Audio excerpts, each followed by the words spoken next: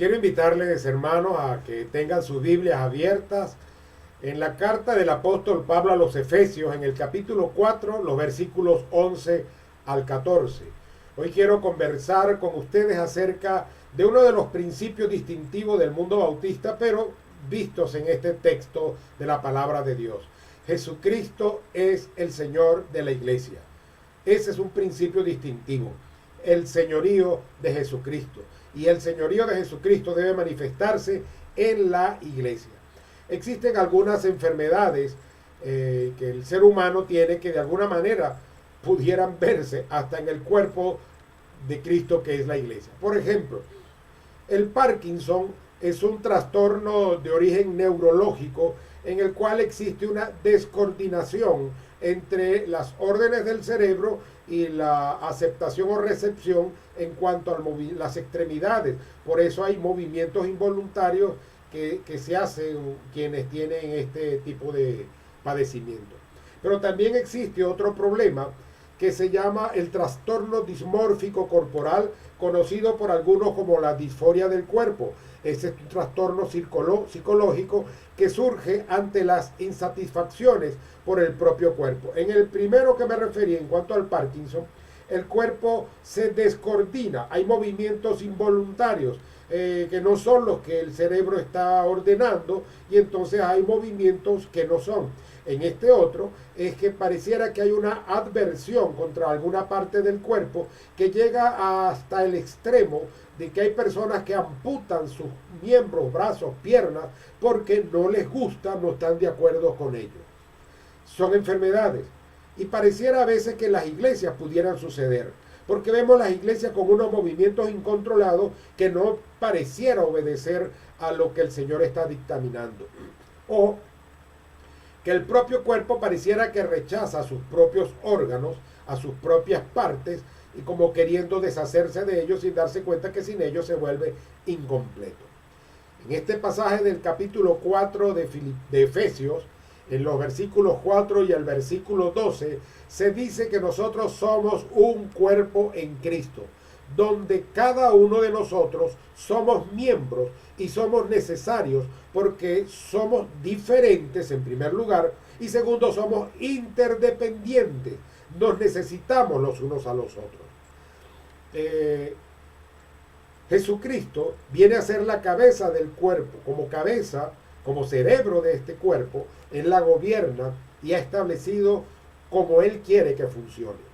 Así que en esta oportunidad yo voy a conversar con ustedes sobre tres aspectos que en este texto me muestran a mí que se evidencian el gobierno de Cristo en la iglesia. El primero de ellos es que es Jesucristo quien ha establecido diferentes ministerios en el cuerpo, en la iglesia. Segundo, es Jesucristo quien ha definido los propósitos para su iglesia. Y tercero, es Jesucristo quien nos ha dado la meta que nosotros debemos alcanzar. En primer lugar, Jesucristo establece en la iglesia diferentes ministerios. Dice el versículo 11, y Él mismo constituyó. Aquí quiero observar que voy a nombrar apenas unos 4 dones espirituales que aquí aparecen, 5. Vamos a estirarlo hasta 5. Pero hay otros textos en la Biblia donde se nos mencionan los dones espirituales, y es fácil recordarlo. Por ejemplo, Efesios y Primera de Pedro en el capítulo 4, en Romanos y en Primera los Corintios en el capítulo 12, aunque en Primera Corintios hasta el capítulo 14, o sea, podemos encontrar enseñanza en cuanto a los dones espirituales. Es bueno también decir que hay más de 20 dones espirituales cuando uno hace la lista buscando lo que aquí nos presenta. Ahora, pero en este texto se nos nombran o se trabaja con lo que se conoce como los dones mayores, los dones espirituales mayores. Y vamos a nombrarlo. El primero que se menciona es el don de apóstol. Ahora, este don de apóstol, como don, él como que resumía muchos de los otros dones, porque era necesario en el ejercicio, en el inicio de la obra cristiana y en el establecimiento de la obra en sus comienzos. Para ser un apóstol, según lo que la Biblia enseña, debería tener algunas condiciones. Eso lo dice en Hechos capítulo 1, en los versículos 21 y 22. Dice, por ejemplo, que quien fuese un apóstol tenía que haber estado junto a los otros apóstoles originales y haber andado con el Señor Jesucristo desde el momento en que fue bautizado hasta el momento que ascendió a los cielos. Bajo ese concepto, hoy no existen apóstoles. No existe el don de apóstol bajo ese concepto. A menos que quien se llame apóstol tenga más de 2000 años de vida. Otra de las cosas que es bueno recalcar es que la palabra apóstol significa enviado. En este sentido, todos nosotros somos enviados. Si entendemos lo que nos dice allá Marcos 16, Hechos 1:8, Mateo 28, todos somos enviados, todos somos comisionados. Y al ser enviados o comisionados, pues entramos en esta calificación de apóstol, sin pasar por alto que hay una cantidad de personas que en el Nuevo Testamento son nombrados como apóstoles porque han sido enviados o comisionados con algún propósito en particular. También voy a saltar un momento a 1 Corintios 12, el versículo 11, donde nos dice que el Espíritu Santo es el que hace todas estas cosas y reparte a cada uno en particular como Él quiere. Compaginando esto con lo que dice acá, Jesucristo constituye y el Espíritu Santo reparte. Él dice, este es esto, y el Espíritu Santo entrega la encomienda. Así que enviados seríamos todos los cristianos en nuestros días, o sea, cualquiera de nosotros, toditos nosotros somos apóstoles.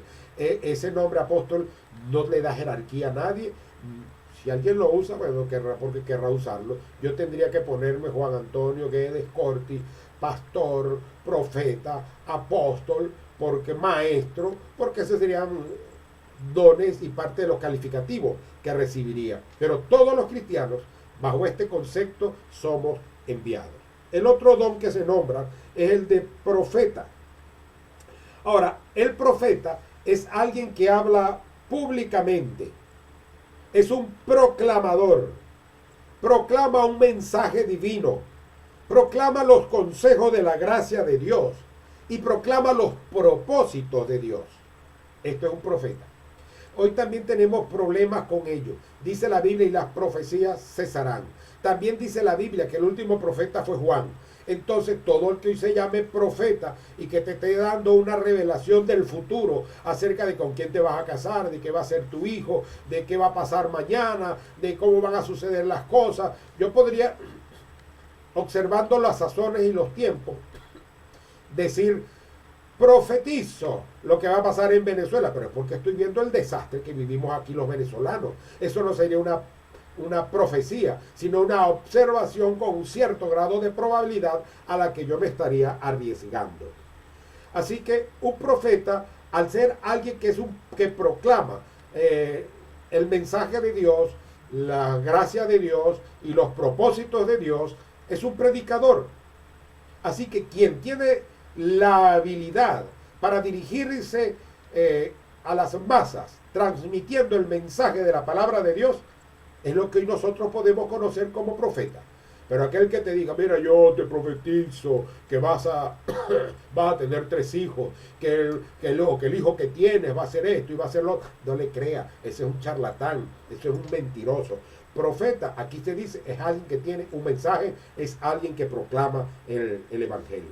Ahora, en 1 Corintios el capítulo 14, el versículo 1, la palabra de Dios nos dice, seguid el amor y procurad los dones espirituales, pero sobre todo que profeticéis. Pero si vamos unos versículos más adelante, en el capítulo 14, los versículos 31 al 33, el apóstol Pablo le dice a la iglesia, podéis profetizar, pero viene, para que todos aprendan y todos sean exhortados. Así que esto tiene concordancia con el concepto que le estoy dando. Pero si estoy revelando hechos futuros y cosas que yo me imagino que van a suceder, ahí ni te estoy enseñando ni te estoy exhortando. Ahí te estoy inventando. Entonces, un profeta es alguien que está exponiendo la palabra de Dios, un proclamador de manera pública y en alta voz. El tercer don mayor al que la palabra de Dios aquí se refiere es el don de evangelista. Este es alguien que hace la función de mensajero de las buenas nuevas. ¿Cuáles buenas nuevas? Las buenas nuevas de salvación. Un mensajero de las buenas nuevas de salvación. Ahora, hay personas, y se cree que más o menos el 10% de cada congregación tiene este don espiritual. Son personas que tienen una habilidad natural para compartir el evangelio. Y aquellos que son más tímidos, que les cuesta, es al que exhorta el apóstol Pablo y les dice, haz obra de evangelista, como le dice a Timoteo. Entonces, una cosa es el don, otra cosa es el deber. Todos tenemos el deber de evangelizar, aunque hay algunas personas que tienen la habilidad natural para compartir ese mensaje de salvación a otras personas. Aquí viene otra cosa interesante. Hasta este punto viene señalándolos a todos con una coma. Pero entonces cuando llega aquí cambia el signo de puntuación. Y es como que viene un cambio, pero con referencia. Hay un punto y coma y dice pastores y maestros. Este pastores y maestros me lo desliga como en cierta manera de los otros tres. Como queriendo decir, lo que a continuación viene se refiere solo a ellos, pero no vamos a ser tan exactos en esta interpretación y vamos a ceder a que se refiera a los anteriores que también están allí presentados. Esa conjunción y de pastores y maestros hace entender que todo pastor tiene que ser un maestro, mientras que hay maestros de Biblia, pero no son pastores. Pero todo pastor tiene por necesidad que ser un maestro. Así que un pastor maestro es alguien que cuida, alimenta, entrena, supervisa el rebaño, que en este caso es la iglesia. En Romanos 12:7 nos habla de aquellos que se ocupan de la enseñanza, los maestros. En 1 Corintios 12:29 dice que hay quienes son maestros, o sea, hay el don de ser maestro, y esa es otra cosa. Son los que tienen la responsabilidad designadas por Dios para facilitar el conocimiento de las escrituras en el lenguaje apropiado según las características de su audiencia. Mientras que el pastor maestro es alguien que va a cuidar, no a un grupo etario, sino que va a cuidar, alimentar, a entrenar y a supervisar al todo el conglomerado que viene a ser la iglesia. Cada uno de nosotros tenemos un lugar y tenemos una función en el cuerpo de Cristo, que es la iglesia. Así nos ha diseñado el Señor. Ninguno de nosotros está de más y ninguno puede ser tenido de menos, porque cada uno cumple funciones y ministerios y trabajos designados por el Señor, y debemos estar pendientes de esto. Esto nos lleva a que necesitamos descubrir cuáles son nuestros dones espirituales para poder usarlos, y al usarlos nos sentiremos como pez en el agua, satisfechos al hacer la voluntad de Dios para nosotros, al cumplir el ministerio que Dios nos ha encomendado y al ser la persona que Dios ha querido que nosotros seamos. Si Dios te dio un don, Dios te va a capacitar para que la iglesia tenga su adecuado funcionamiento. Dios te va a capacitar para que tengas tu trabajo y tu labor en la iglesia, y la iglesia tenga su adecuado funcionamiento. En segundo lugar, Jesucristo tiene propósitos definidos para el desempeño de los ministerios en la iglesia. Dice el versículo 12, a fin de perfeccionar a los santos. Y preguntamos, ¿perfeccionarlos con qué propósito? ¿Para qué? Ok. En 1 Corintios, el capítulo 12, el versículo 25 al 27, dice, para que no haya desaveniencia en el cuerpo, se preocupen los unos por los otros. De manera que si un miembro padece, todos padecen, que si un miembro se siente, todos se sienten, que si uno se recibe honra, todos los miembros con él se gozan. Pero en el versículo 27 dice, vosotros pues sois el cuerpo de Cristo y miembros cada uno en particular. Y miembros cada uno en particular. ¿Para qué debemos perfeccionar entonces a los santos? Debemos perfeccionarlos para la obra del ministerio.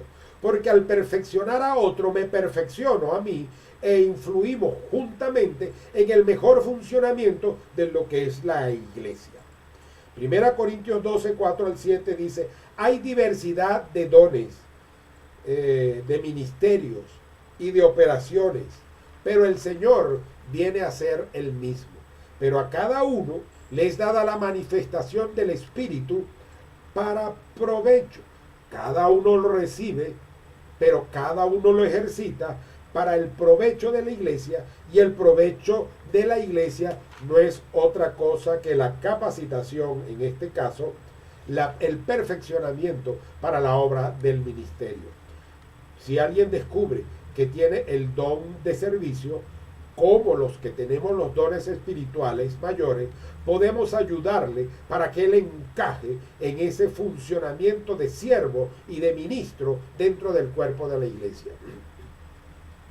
El otro, dentro de este propósito, encontramos para qué, es que para perfeccionar a los santos, para la edificación, perfeccionarlos para la edificación del cuerpo de Cristo.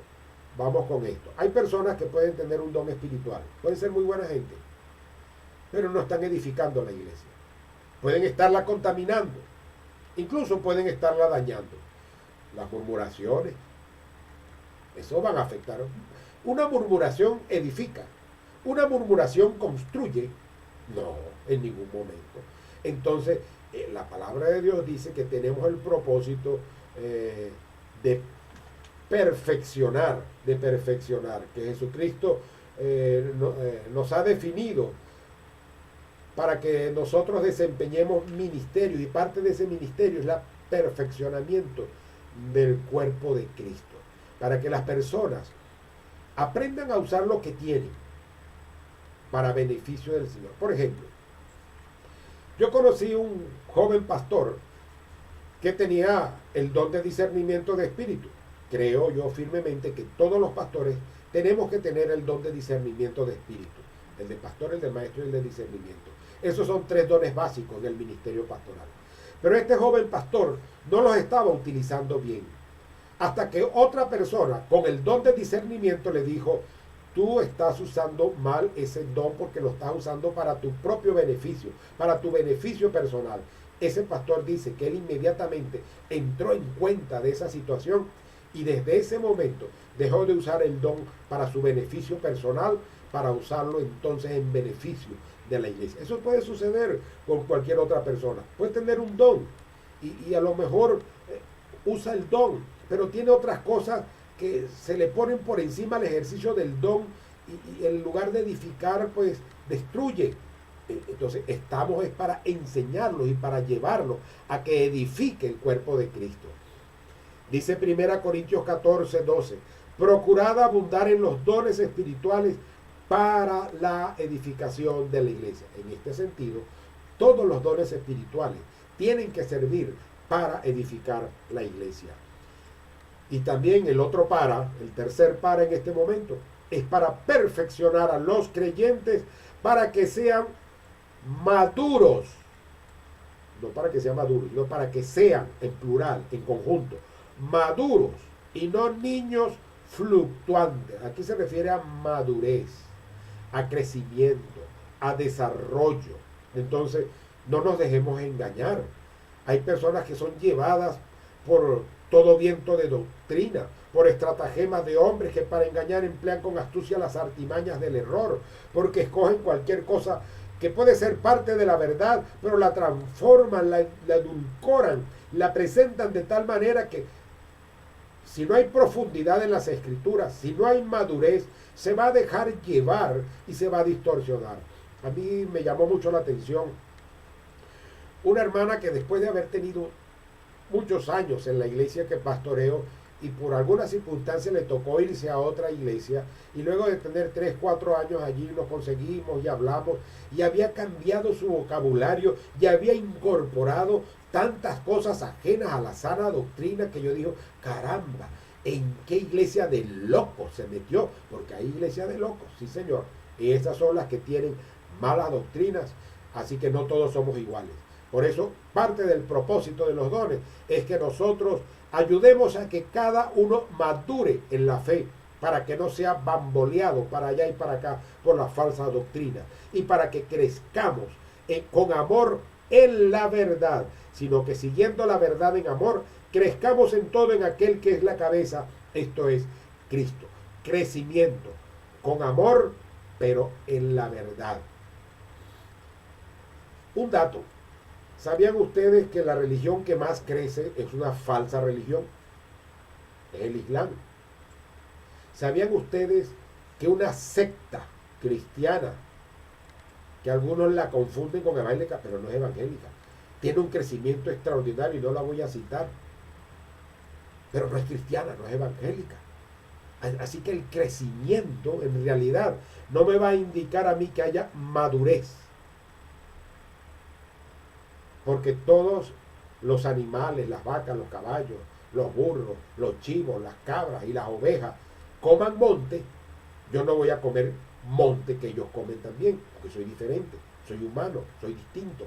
Entonces debemos entender, la multitud no me garantiza a mí la sana doctrina.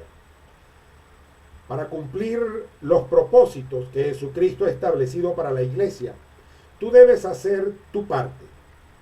Y tu parte es utilizar tus dones espirituales y entender para qué te los dio el Señor. También tienes habilidades espirituales y esas habilidades naturales. Y esas habilidades y esos dones tú tienes que usarlos para el desarrollo, para el crecimiento, para la madurez de la iglesia. También tú debes entender para qué te dio Dios determinado don espiritual. ¿Para qué quiere Dios que estés en tal sitio? ¿Para qué quiere Dios que tú ejerzas X cosa que Él te haya dado a ti? Ahora, tú necesitas unirte a los propósitos de Dios, a los propósitos de Jesucristo, para poder serle fiel. Si no te unes a los propósitos de Jesucristo, tú no vas a poder serle fiel. Vas a desperdiciar tu tiempo y lo que te vas a ganar es la recriminación del Señor. Hay un versículo en Eclesiastés capítulo 9, el versículo 10, que es interesante que lo veamos aquí. Todo lo que te viniere a las manos para hacer, hazlo según tus fuerzas. Hazlo según tu don, hazlo según tus capacidades, hazlo como tus habilidades, pero únete al propósito de Jesucristo para cumplir lo que Él quiere. En tercer lugar, Jesucristo ha establecido la meta a su iglesia. Dice el versículo 13, hasta que todos alcancemos. Y la iglesia viene a ser como un trípode o como una mesa de 3 patas. Ese viene a ser la meta. La meta de la iglesia está expresada en 3 partes, vamos a decirlo así. Hasta que todos alcancemos la unidad de la fe. Unidad es diferente a uniformidad. Antes podía distinguirse por el corte de pelo o por la vestimenta y definir dónde estaba un cristiano evangélico. Esa uniformidad se perdió. Pero tenemos que luchar en lo que es la unidad. Y eso va más allá de la apariencia. Porque esa unidad nace en un propósito interno, porque tiene que ver con la unidad de la fe, de lo que creemos, de lo que somos, de lo que esperamos, de lo que la Escritura nos dice. Para lo cual nosotros debemos estar dispuestos y disponibles. Dice Efesios capítulo 4, los versículos 3 al 4. Solícitos en guardar la unidad del Espíritu en el vínculo de la paz. Interesante. Solícitos, dispuestos, disponibles, preparados para guardar la unidad del Espíritu de Dios, pero en el vínculo de la paz. Divisiones, secciones, separaciones, pleitos, esas cosas en una iglesia. Eso no es de Dios. Eso no viene de Dios. Y dice el versículo 4, un cuerpo y un espíritu, como fuisteis también llamados, en una misma esperanza de vuestra vocación. Así que debemos estar disponibles, estar dispuestos, dar nuestro aporte para que en la iglesia exista la unidad de la fe. Y más allá de la iglesia, para que en el pueblo de Dios exista unidad. En una familia, 4 miembros, hijos del mismo padre y de la misma madre, pueden tener diferencias físicas como de comportamiento, pero tienen una igualdad genética. Así que son hermanos, pero son diferentes. Lo mismo sucede en el pueblo de Dios. Unos pueden ser pentecostales, otros son presbiterianos, otros somos bautistas, otros se definen libres, otros son neopentecostales, otros se llaman fundamentalistas, otros, bueno, cualquier cantidad de nombres podemos conseguir aquí, pero debemos entender que por encima del nombre somos un pueblo, como Venezuela. Tiene una cantidad de estados, tanto el zuliano, aunque Bernal definió al Zulia como otra nación, pero tanto el zuliano como el andino, como el llanero, el capitalino, el oriental, el falconiano o el larense, todos somos venezolanos, pero tenemos nuestras características particulares, pero debemos luchar por la unidad que nos identifica y para ellos tenemos que estar dispuestos y disponibles. Ahora, esto es una unidad que viene a ser condicionada y que es una unidad dependiente. Una unidad condicionada y dependiente. ¿Cómo es esto? Cuando yo miro allá en Juan, el capítulo 17, el versículo 23, el Señor Jesucristo dice, yo en ellos y tú en mí, para que sean perfectos en unidad. Ahí está la dependencia. Para que el mundo conozca que tú me enviaste. Si no hay unidad, se va a dudar de nosotros. Y que los has amado a ellos como también a mí me has amado. Fíjense, yo en ellos, tú y tú en mí. Hay una condición y una dependencia. Si tú no dependes del Señor, pues es imposible que tú vayas a luchar por la unidad de la fe. Hay personas que menosprecian, que pueden menospreciar ese mensaje y llamarse cristianos. Personas que pueden menospreciar una lectura bíblica, un devocional, cualquier cosa que se les pueda enviar. Y al menospreciarlo, simplemente, ¿qué estamos diciendo? Bueno, que ellos consideran que tienen cosas mejores y que, bueno, ellos tendrán su manera, pero luchan o se resisten a una unidad, a una condición y a una dependencia. Otra cosa que llama aquí es que hasta que todos alcancemos, no es hasta que los adultos, no es hasta que los jóvenes o hasta que los niños, no es hasta que las damas o hasta que los caballeros, hasta que todos. Ese es un conjunto, una manera colectiva. Así que el alcanzar esta meta de la unidad de la fe, alcanzar esta triple meta que se nos presenta por aquí, eso va a depender de que es un todos para todos. Algo así como los mosqueteros. Todos para uno y uno para todos. Ahí todos los necesitamos. La segunda parte, el segunda pata de esta meta que el Señor nos está establecido es hasta que todos alcancemos el conocimiento del Hijo de Dios. Aquí podríamos ver dos cosas. La primera, la menos probable. A lo que voy a referir primero, la menos probable. Hasta que todo el mundo no conozca, que está sin Cristo, lo llegue a conocer. Bueno, es de una manera que podemos verlo, pero aquí se está refiriendo a la iglesia. Entonces, hasta que toda la iglesia, de manera colectiva, llegue al pleno conocimiento del Hijo de Dios. No es como dijo, de oídas te había oído, no. Ahora de experiencia, de manera personal, en conjunto y colectivamente, porque es en la reunión del pueblo de Dios. Uno de los grandes problemas que tenemos nosotros ahora como colectivo y pueblo de Dios, es que dice la Biblia que es en la reunión de los santos, en la reunión del pueblo de Dios, donde el Señor envía bendición y vida nueva. Así que de alguna manera estamos tratando de que estas cosas aviven y lleven bendición y edificación a tu vida, pero no es lo mismo que estar juntos, congregados y reunidos como hermanos, como pueblo. Y así que para trabajar, para luchar por este conocimiento del Hijo de Dios, vale la pena cualquier sacrificio y cualquier esfuerzo que tú hagas.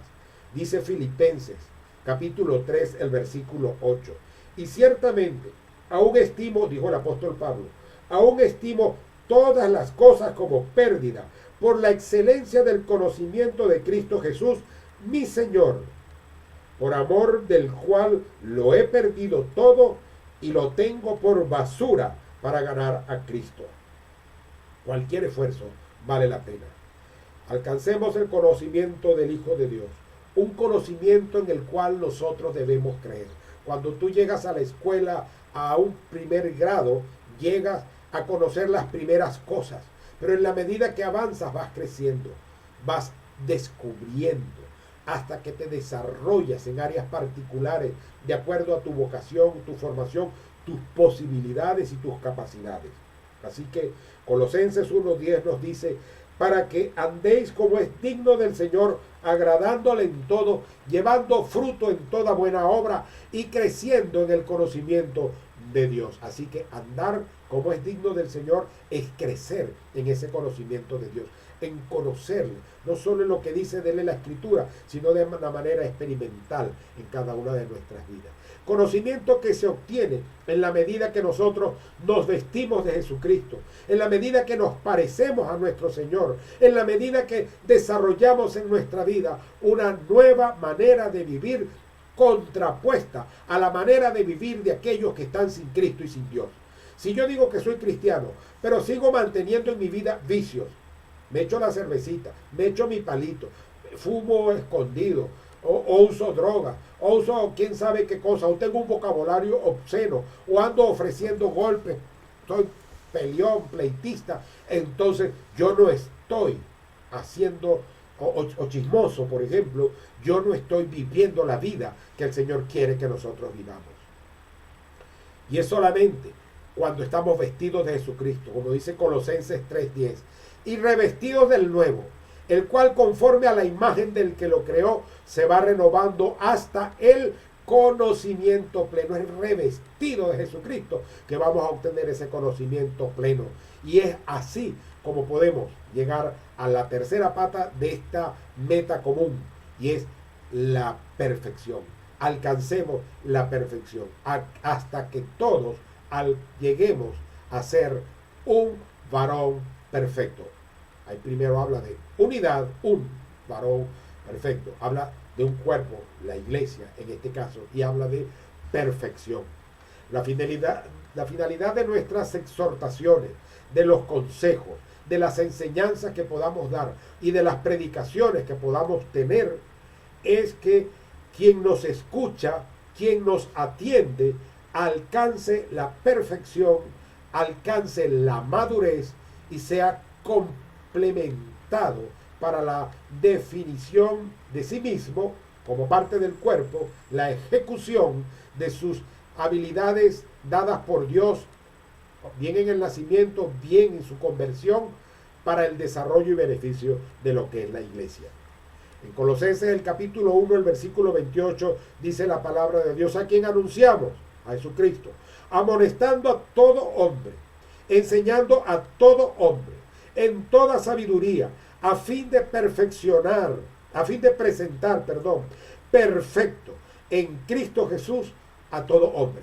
Aquí sí tiene ese alcance evangelístico. Más allá de la iglesia, nuestro esfuerzo y nuestra formación es para presentar perfectos en Cristo a todo hombre, no solamente a los escogidos, no solamente a los salvos, a todo hombre. De esta forma la Biblia se nos convierte en el principal instrumento de Dios para lograr este fin. Porque la Biblia tiene la revelación de Dios.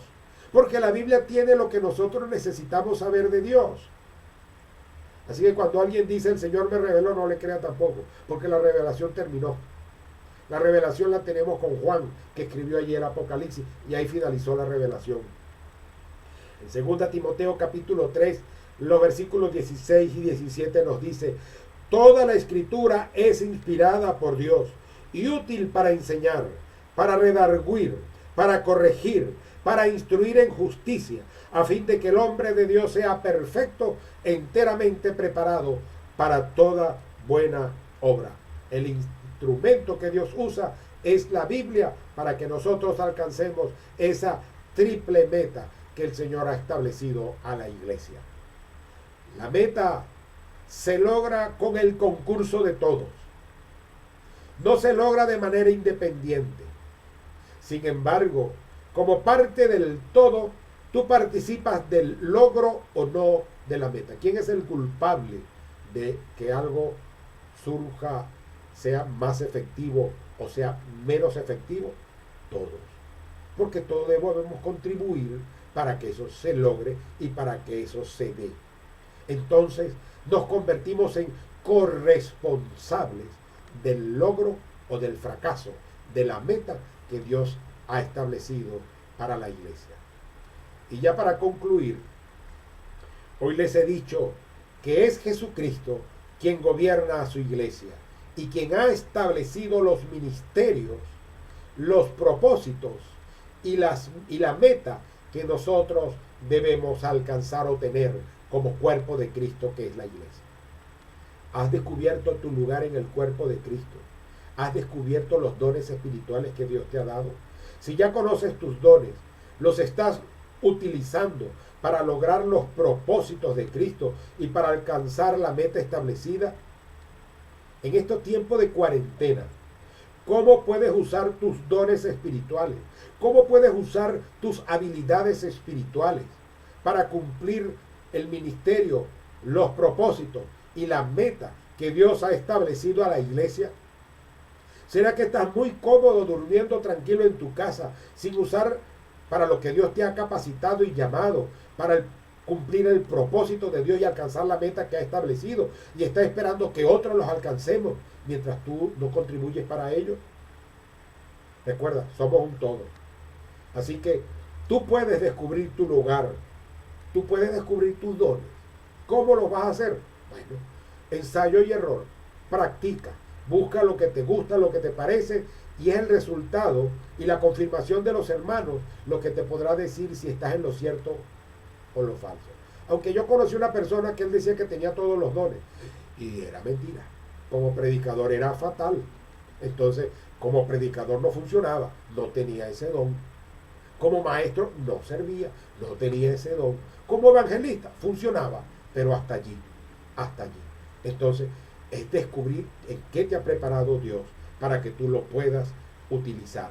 Y pregúntale a las personas con mayor tiempo, mayor experiencia, con madurez en el evangelio, ¿qué creen ellos que son tus dones espirituales? Que te ayuden a descubrir esos dones espirituales. Y si ya los conoces, los practicas, los usas. Si ya los conoces, estás de vacaciones en este tiempo de pandemia, en este tiempo de confinamiento, o aún lo estás usando.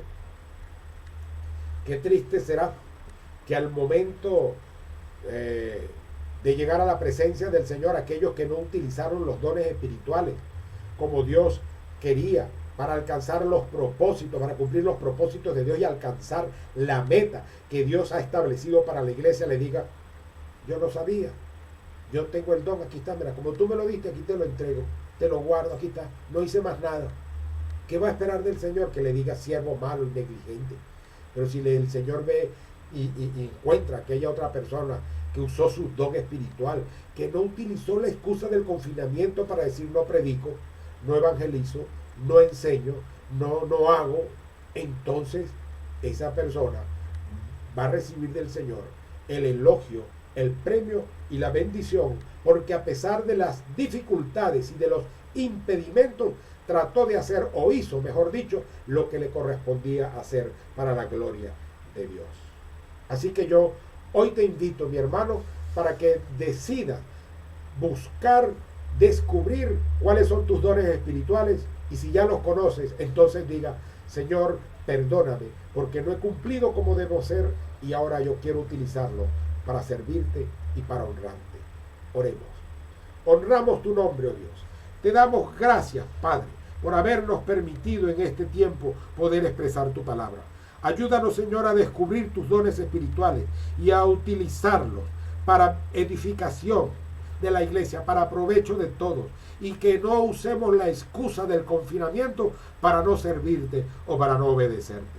Y en Cristo Jesús nos encomendamos, poniéndonos en tus manos, para que nos bendigas, nos dirijas y nos ayudes a ser los que tú quieres que seamos. Amén y amén. El Señor te bendiga o nos bendiga. Hasta la próxima oportunidad.